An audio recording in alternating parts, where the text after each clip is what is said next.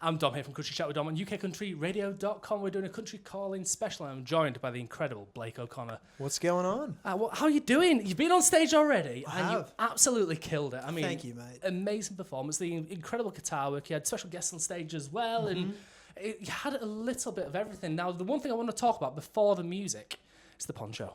Mate, it's a blanket, pretty much. And it's cold over here, and I know this is the summer in the UK. But when you grow up in Australia, this is pretty much the winter. So I mean, it was 34 degrees yesterday, and it was really humid and really hot. I bet that's just like, just the breeze, just walk outside in jeans and a fluffy coat. I tell you, I was in Vegas last week shooting music videos, and they were all in the desert. Yeah. And it was 45 degrees at the coolest. Really? And like no shade around. You couldn't hide under a tree if you tried. There was none. It reminds me when I used to live over in San Antonio in Texas. Yeah. And it was middle of the summer. It was August. So it was pure just dry heat. And it was 40 degrees, 45 degrees constantly. Yeah. And I was walking from where I was staying in my hotel all the way to the Target, which was like, it was a 45-minute walk. Right. But it took me longer than that just because of the sheer heat. And then walking back with bottles of water. Yeah. When we first moved to Nashville a couple of years ago, it was the same thing. We hadn't had a car yet, and we're like, we need water. We need drinks. We need to figure out how to do this. So we had a close like a Publix, I think we went to. Yeah. We're like, we'll get all the water, and we're like, we got to get back to our place now with like 4 things of water. So we ended up Ubering back. It felt lazy, but you can't walk how many kilos of water? I mean, talking about like me staying in a hotel and walking to a long distance on the. In Texas, I've just been talking with you and Pete outside, and there was a nice little story. Let's just quickly sprinkle over the details, because this is a really fascinating story about you and the towels. Oh, mate, we probably made it sound a lot bigger than it was. But when I was on tour with Kezia Gill last year, we got to this hotel that I don't know where it was. I don't know what time we got there, but we were all ready to go to bed. Yeah, and ready to have a shower. It was after a show.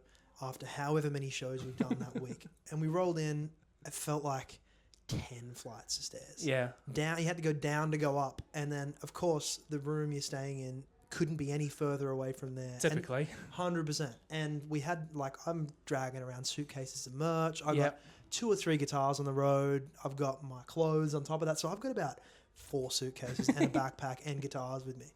And we get in the room and the guys are like, we have no towels in our room. We've got no towels. We need to figure out. And the person at the desk had gone home. Yeah. And then I looked at the corner of my room, and there was about, I'm going to say, close to 20 towels. Really? In a stack. And I'm like, I got you sorted, guys. Here you come, lads. We're in business. Well, please tell me you at least charged and say, I've sorted you out, but it's cost me a bit. So yes, I only rented them one. They're going to share it. That's it. If everybody gives you $5 each, you've been sorted. Mate, you're not wrong. You're a businessman. In terms of your performances, obviously you've just performed here at Country Calling.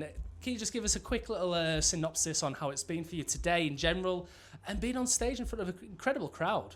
Man, it was great. I've been looking forward to coming to the Country Calling since they announced it a long time ago, and it's been so good. It's been a blast. I've been looking forward to playing a band show in the UK, and I haven't yet. Most of the stuff I've done is acoustic or duo over here. Yeah. So to finally be on stage and do what I do, I feel like I'm at home when I'm behind an electric guitar with a band, and just being able to cut loose. And I love guitar work, and there's only so much you can do when it's yourself, and exactly. Being able to really let loose up there today was, it was great. It was great. No, it's brilliant. It's brilliant to see. In terms of the future then, are you sticking around the UK for a bit, doing a bit of a tour, or are you jetting back off to Nashville or Australia? What's your sort of plans for the rest of the year? So I'll be in UK, Europe for the next 2.5 weeks. So I'm playing a show in York in a couple of days. Yeah. Then head over to Germany. I'm playing a festival in Germany. Ooh. The Sound of Nashville. Yes. Festival over there, and then we go from there over to The Hague in the Netherlands to play the Once in a Blue Moon Festival. That's brilliant. Yeah, man, it's going to be great. I've never been to Europe before. So. I mean, it's incredible to see, and it's incredible to have you here as well. And honestly, watching you perform and watching the communication between the band and the synchronicity as well, it just... I know you get that a lot here in the UK with a lot of our artists, but to see it up front with yourself is just... it was a piece of magic. So, I just well, want to say thank you. No, I appreciate it. That was the first time I played with those guys, and they rose. That was great. I want to do it again. Brilliant. Well, hopefully we get to see you again. This will be after the 45. So if you've managed to make it to the 45 and watch Blake O'Connor, you will have enjoyed yourself, because I've really enjoyed myself this weekend. Thank you so much, Blake, for coming on. Thanks for having me. I've been Don from Could You Chat with Don. We've had Blake O'Connor.